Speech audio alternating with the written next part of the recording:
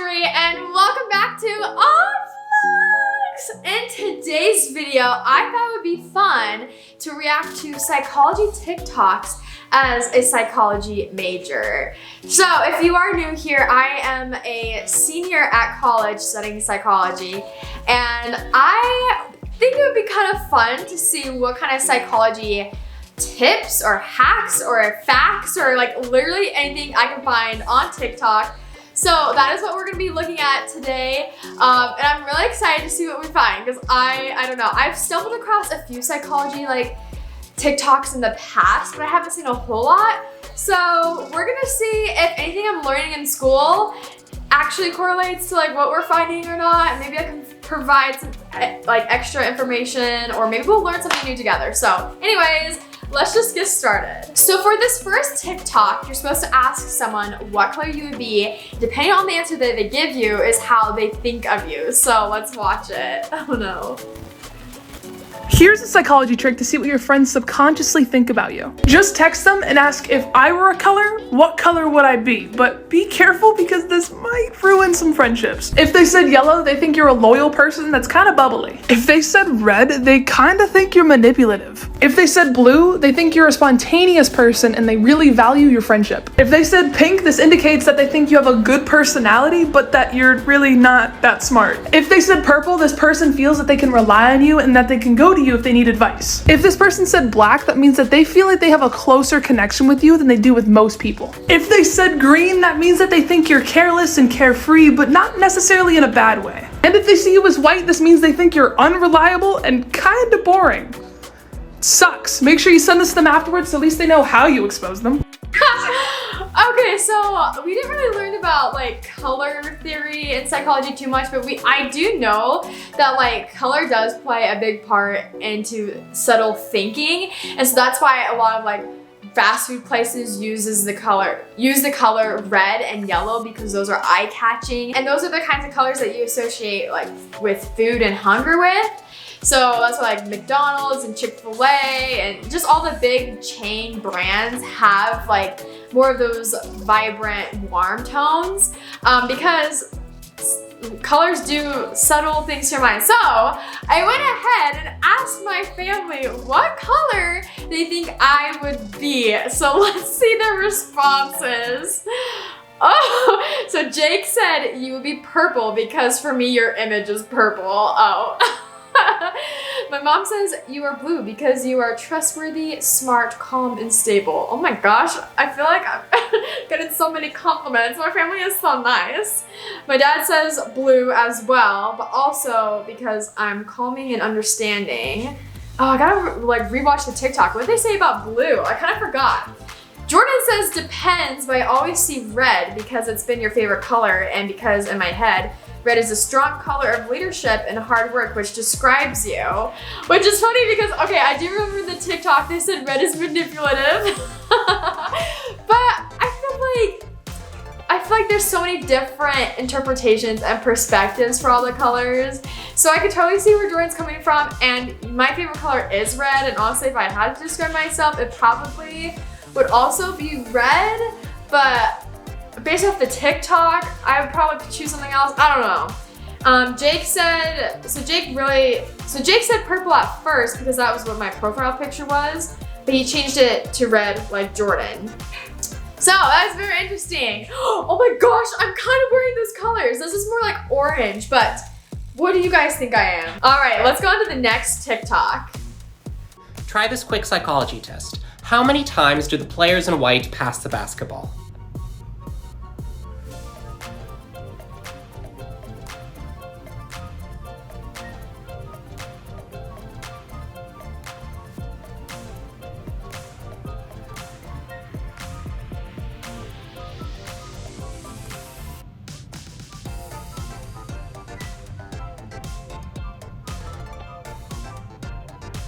How many passes did you count? The correct answer was 15 passes. But did you see the gorilla? Around 50% of people miss the gorilla walking right through the players, which illustrates a psychological phenomenon known as inattentional blindness, meaning that when we're really focused on something, we can miss obvious things right in front of our faces. I'm a psychology researcher. Follow to learn about multiple So studies. right when I saw this TikTok, I already knew what was going to happen because I have seen this video so many times of this experiment. And I think it started because I took a high school psychology class. And I think that was the first time I saw this video. And when I first watched it, I actually didn't notice the gorilla because I was so hyper-focused on like counting the number of passes that I didn't want to miss it. But ever since then, I'm like, you can't trick me. I know there's gonna be something on the screen, like the gorilla's gonna show up. So I already knew that was going to happen, but you guys let me know in the comments down below. Have you seen this video before? Or if this is your first time, did you notice the gorilla? All right, let's move on to the next TikTok. This study illustrates how conformity can prevent us from taking action that could save our lives. Now, this woman thinks that she is in a waiting room, waiting for a psychology experiment to begin as the room slowly starts to fill with smoke. But what she doesn't know is the psychology experiment has already begun. Researchers put a smoke machine in the corner of the room, and they also hired a group of actors to sit around her pretending like nothing weird is going on. Now watch as she looks around, as she looks at other people's reactions and decides what to do, but ultimately decides to do nothing. Now, the original experiment found that 90% of people put in this situation also decided to do nothing. But when another group of people were put in a smoke-filled room alone, 75% of them decided to take action about the smoke. I'm a psychology researcher. Follow to learn about multiple studies. I also learned about this in class, and that is so crazy to me that if you were during this experiment, 90% of the people did not report there being smoke. But when they were put in their own room by themselves, 75% of them did. And I think, obviously, he was talking about how that describes conformity and the principle of conforming to the actions of other people. And I think a lot of people do that because they don't want to be the outcast and be the one that's standing out. And you don't really want to make a big deal of yourself and, you know, essentially embarrass yourself. If everyone is acting around you like everything is normal and nothing's wrong, you pick up on that, you're gonna think that like if you start making a fuss, like it's just gonna be so awkward. And so I think a lot of people just don't do anything or say anything because they don't want that on themselves, and they don't, so that is so crazy. Also, when I was learning about this, we watched a video, I think it was from Brain Games, where basically there's all these people and they were actors, but the person didn't know that. So all these people who were actors were pretending to be patients sitting in a waiting room, waiting to be called by the doctor for their appointment. And this random person walks in that wasn't an actor, she's just a normal person, walks in the waiting room. And then I don't remember, I think it was every like half hour or so, a timer would go off and everyone would stand up out of their seats. They would just stand and then they would sit back down. All the actors would do that. And then the random person was like, what is going on? So at first they didn't stand up. They were just watching everyone do this. But as time passed on and people kept doing it every half hour, the person eventually conformed and started also standing up. Even though they didn't really know why they were doing that or what was going on, they didn't ask. They just started doing it because they didn't want to be the one person that was like left out or the outcast, you know? And so eventually when all the actors were called back for their appointment, more like new subjects were coming in that were not actors. And the one person who was with all the actors kept like staying up, sitting down every half an hour. And the new people that came in and asked her, they're like, what are you doing? And she's like, I don't know, but you just gotta do it. You just gotta stand up every time the alarm goes off. And so she got all of them to also stand up, and for no reason. Like, they didn't know why they were doing this. They were just doing it to conform. And I hope I explained that. All right, I'm not the best at explaining things, but there is like a Brain Games video on it, which I thought was fascinating. So it is a real phenomenon. It's kind of crazy that we don't realize what we're doing. We're just doing it to like fit in. All right, next TikTok. Here's another psychological trick that will blow your mind. And it goes like this. If you are distressed, feeling anxiety or negative emotions overall, just do this. Lean back, tilt your eyes slightly backwards, and then your head. And you will instantly feel relief and calmness. This is due to a change of your brain waves and has been practiced in meditation for thousands of years. Pretty nifty trick to have handy, right, when you need it.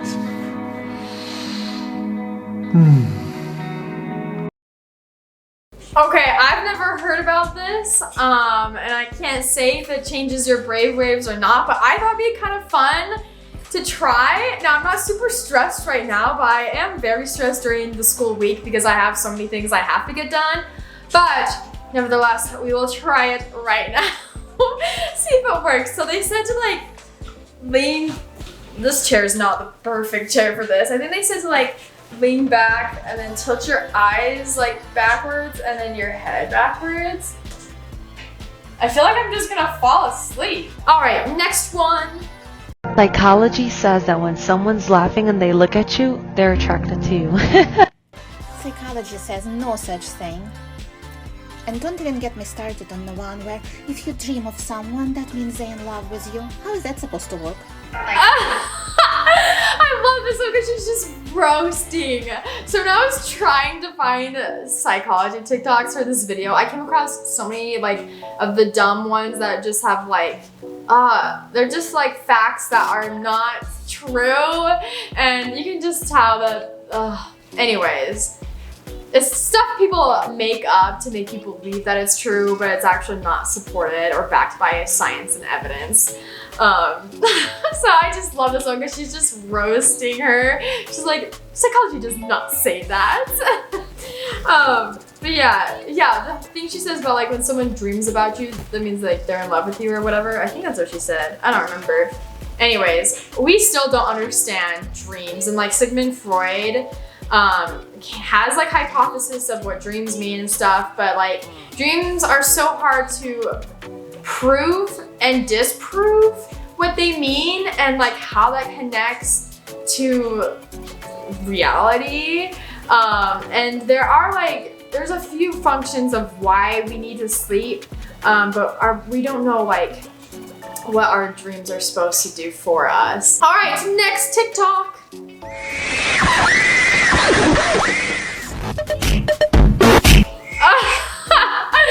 Oh my gosh, I relate to this one so much. So if it went too fast for you, it says psychology majors thinking they're free from math forever. And then it's followed by statistics, data analysis, ANOVA, SPSS. Oh my gosh, I can't tell you how many flashbacks this is giving me.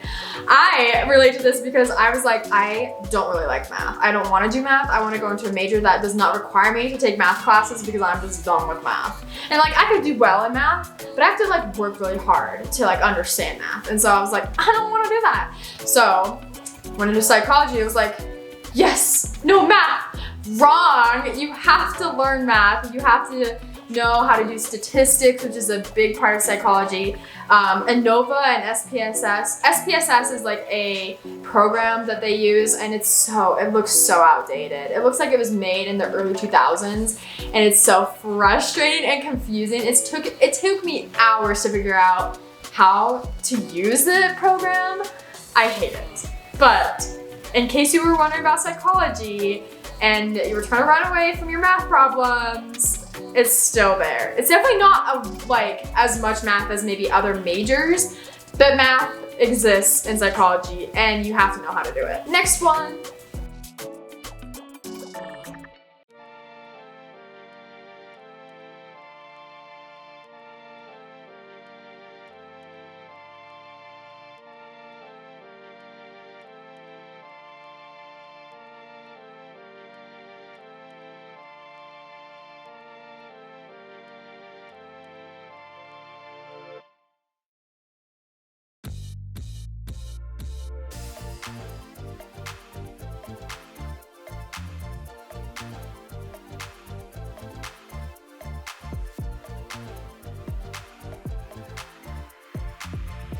All right, this video is so true and actually like describes what I do perfectly as well. I have like this giant like notebook or planner that I like write out my weekly to-do schedule and stuff like that.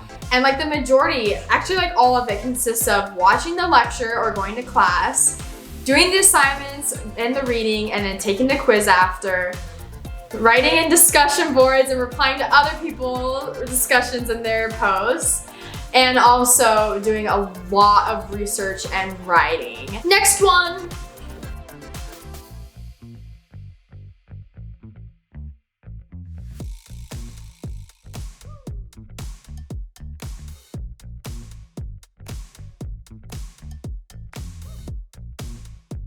I thought this TikTok was funny because for lots of reasons. All these are true. I think a lot of people assume that everyone that goes into psychology wants to be a therapist, and I feel like the majority probably do, but what a lot of people don't realize is that there are so many different jobs you can go into with this psych degree.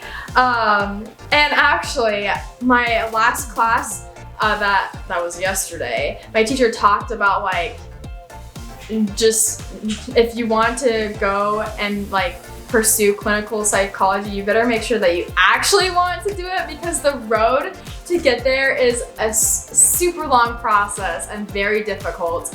And so I think that is one thing to know, that if you are interested in psychology, do a lot of research on like why you were interested and what you want to do. And then yeah, there are a lot of options, and the classes are difficult. They are not easy. I think psychology is considered like a soft science in like the STEM world, but it is part of STEM, and so it's not as like heavy math as some of the hard science classes, but there is a lot of things you do have to memorize and remember and know in psychology. Next one.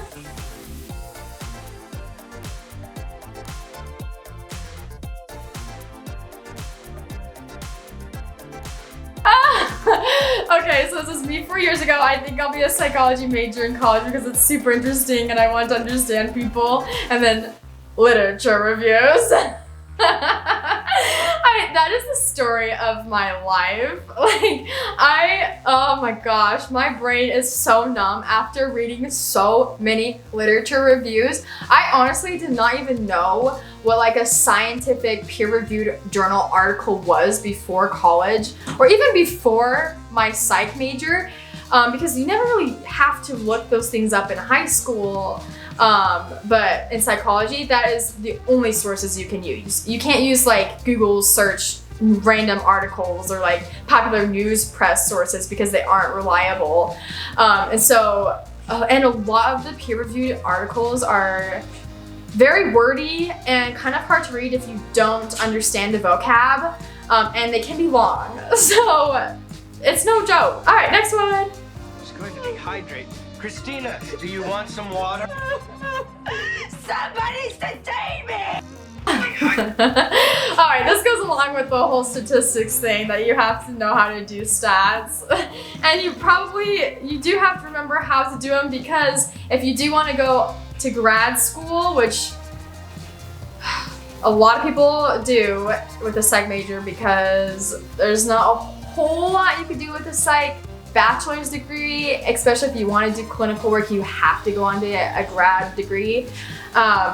You're gonna have to know statistics for the GRE exam, which is like the ACT, if you guys are familiar with the ACT, but it's like a harder ACT to get into graduate school after your undergrad studies. So looking forward to that one. Next one.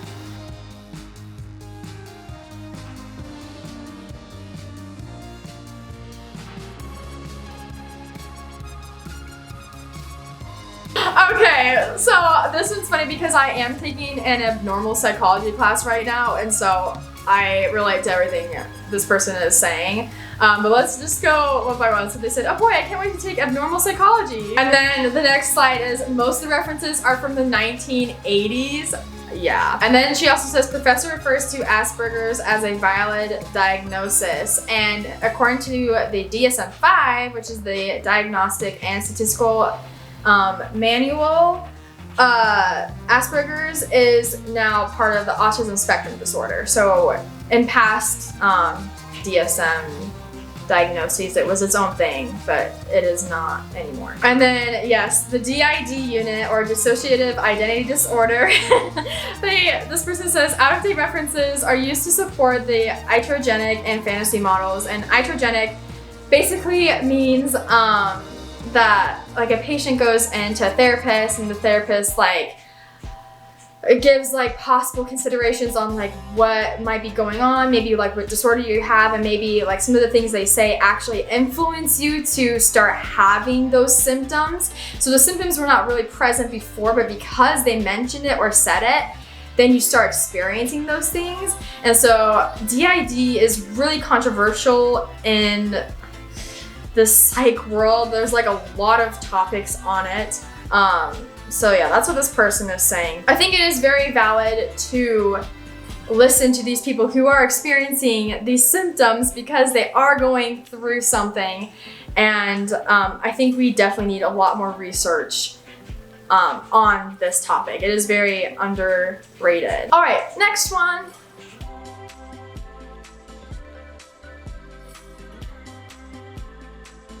Okay, this is kind of what I said earlier. It says, oh, you're majoring in psych? I don't know if you know this, but it's hard to get a job with a bachelor's, so you have to go to grad school. Yep, that's basically what everyone says. Next one.